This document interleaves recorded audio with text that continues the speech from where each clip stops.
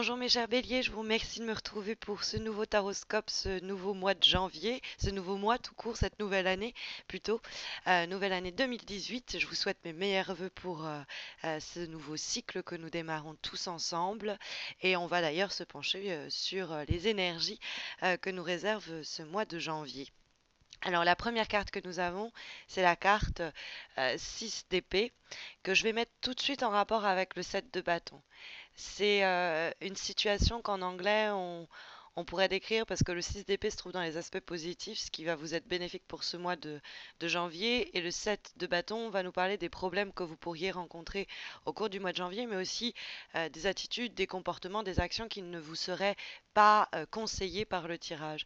Et ça, c'est typiquement le genre de situation qui peut nous parler de partir ou rester et affronter le problème, voire le dilemme, parce que nous avons en plus ce deux de denier hein, en direction que prennent les choses pour ce mois de février, qui est le jongleur du tarot de Marseille, qui a ses deux pièces d'or, qui essaye de jongler entre deux situations, deux personnes, qui est on va dire dans le doute et dans l'hésitation entre peut-être s'en aller et rester, affronter, prendre les choses, c'est un peu combattre ou fuir. Sauf que fuir a tout de suite une connotation péjorative que le tirage ne met pas du tout en avant, hein, puisque le 6 d'épée est dans les aspects positifs, c'est une attitude, un comportement qui vous est qui est encouragé par le tirage. Or, le 6 d'épée, c'est sur le plan psychologique au minimum, l'idée de laisser quelque chose derrière soi. C'est une période d'entre-deux.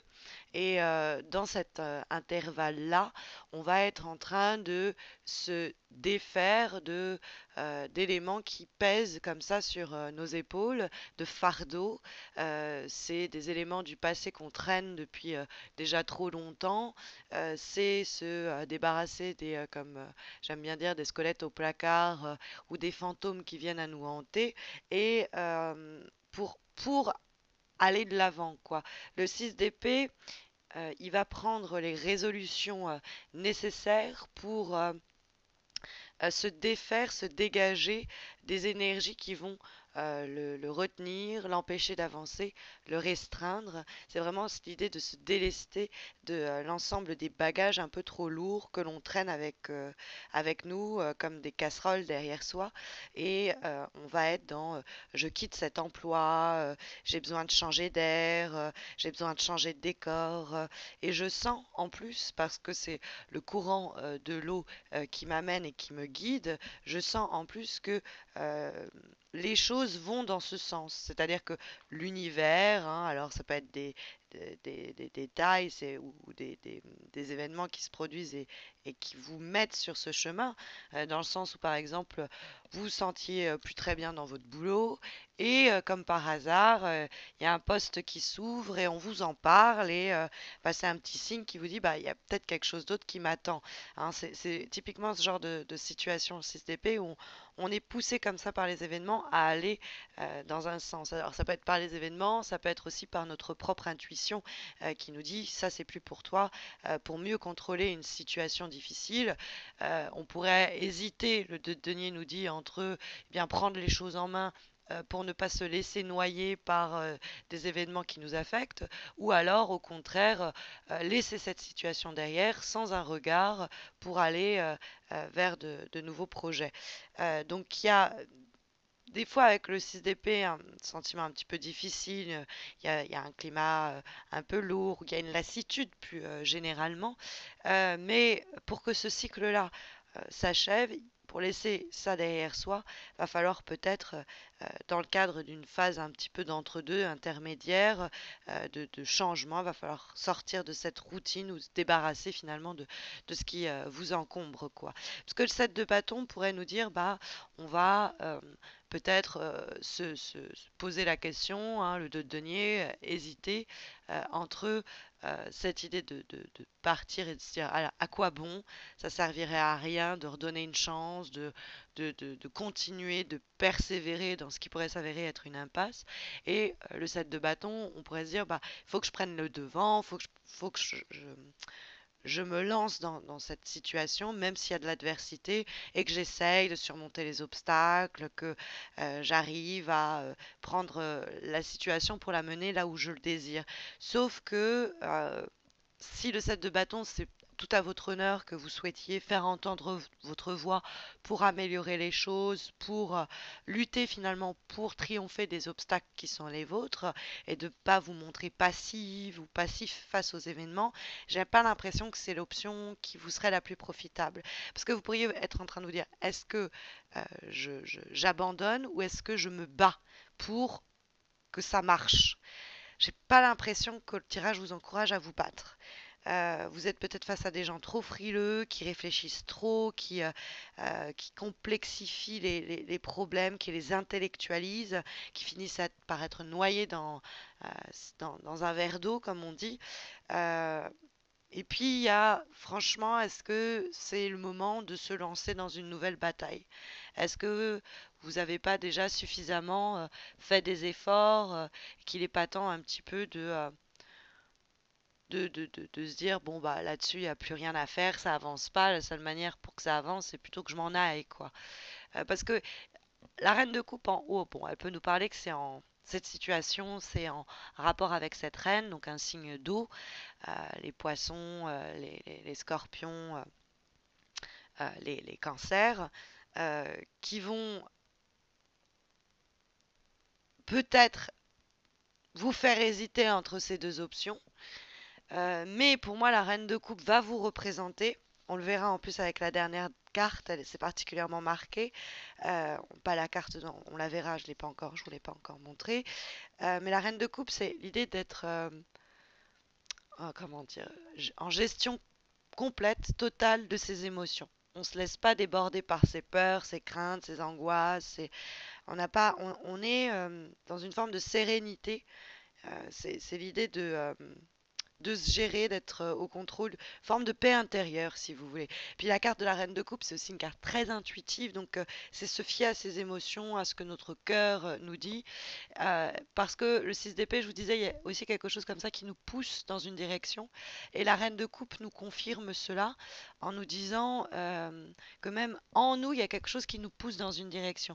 Si on est dans cette indécision du 2 de denier, on ne sait pas trop, à gauche, à droite, qu'est-ce que je fais, j'oscille. Il y a au fond peut-être même une femme autour de nous qui pourrait nous conseiller ou un signe d'eau qui pourrait nous être de bons conseils et nous dire mais suis ton intuition, qu'est-ce que ton cœur te dit de faire.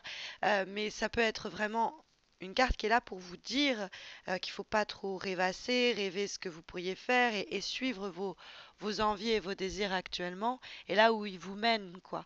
Parce que le 2 de denier, vous n'allez pas pouvoir rester éternellement dans cette situation. Ça nous dit le 2 de denier que ça semble être quand même la direction que prennent les choses pour ce mois de janvier.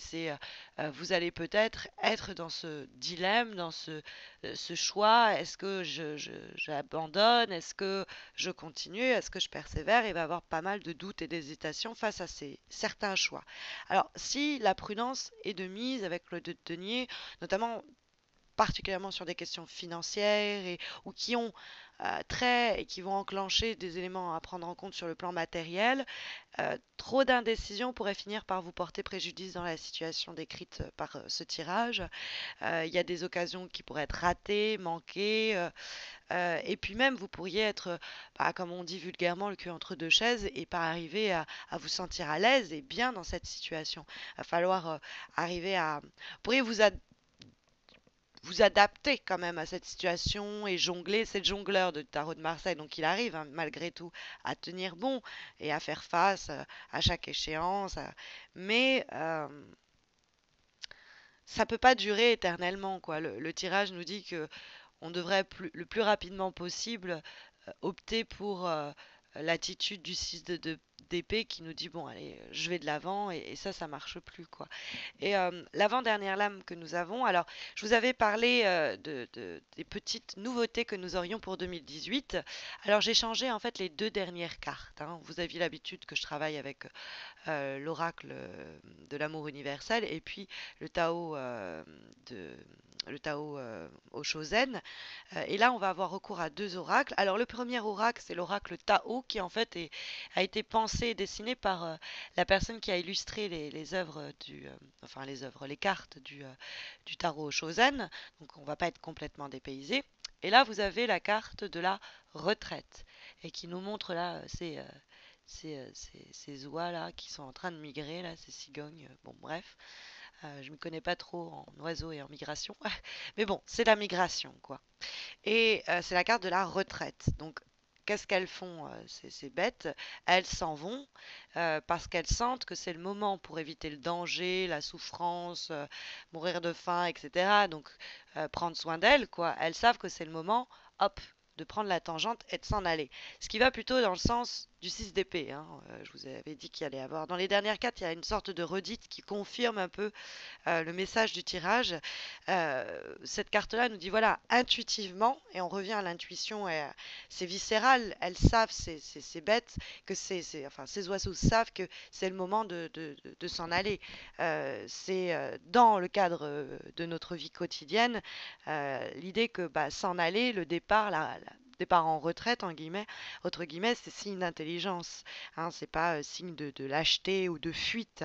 Ce serait l'idée qu'il serait euh, peu sage de rester dans une situation qui ne va plus très longtemps marcher, quoi. Il y a des signes d'ailleurs, et il faut juste porter attention à cela. Il y a peut-être même, voilà, dans cette idée de transition et de période d'intervalle qu'on sentait dans 6 épées, on le retrouve dans le cadre de la retraite où elles sont dans un entre-deux, elles s'en vont, elles quittent un endroit où elles étaient bien jusqu'à présent, mais qui va être un endroit où bah, ça va être en déclin jusqu'à qu'elles soient en danger presque de vie, de mort, en danger de mort, pardon, que leur vie soit en danger. Donc elles sont dans l'entre-deux où elles rejoignent un endroit où elles seront plus en sécurité. Et c'est ce que ce 6 d'épée indique également hein, dans la suite des choses pour le mois de janvier. Donc c'est arriver à discerner c'est quand le bon moment pour se retirer d'une situation qui n'est plus bonne pour nous. C'est pas l'idée d'abandon péjoratif, c'est l'idée justement il y a un moment où on ressent, on comprend, il y a tous les éléments qui se mettent en place pour que, bon, faut que je m'en aille. Et c'est pas parce qu'on est en train de réfléchir et réfléchir et réfléchir sur un problème qu'on comprend qu'il faut partir. C'est plutôt quelque chose qui se ressent, que quelque chose qui se résonne. Donc, pour en finir avec une situation avec grâce, avec dignité, on se retire avant qu'il ne soit trop tard. C'est plus une preuve de force que de faiblesse. Hein. Dans ce cadre-là, c'est bon, je peux plus me développer ou cette situation n'a plus de croissance, n'a plus d'horizon. Je vais pas intellectualiser mille ans cette histoire et je vais suivre mon cœur et laisser, parce qu'il y a l'idée aussi de laisser tomber, d'abandonner, de se dire voilà, ça marche plus et moi je m'en vais, je prends soin de moi, je n'attends pas le moment de souffrance ou de désespoir ou en tout cas je sens que c'est le moment de partir quoi.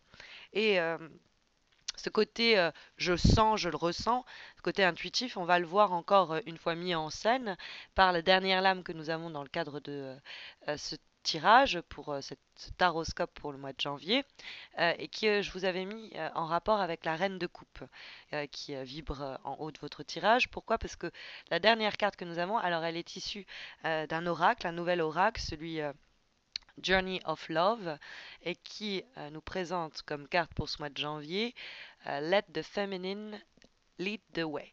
Donc laissez le féminin prendre les commandes et montrer, enfin vous diriger quoi, montrer le chemin, ouvrir le chemin quoi. Donc cette carte-là, pour moi, elle va avec à la fois l'idée de suivre cette intuition pour être mieux au contrôle de ses émotions, etc. Puisque cette carte-là, dans le conseil que va nous donner cet oracle, c'est l'idée aussi de se rendre, dans le sens de l'abandon, mais pas abandonner péjorativement ou négativement, mais de savoir quand c'est fini, quoi, quand c'est la fin. Et ça, c'est pas notre raison et notre intellect qui va nous le dire.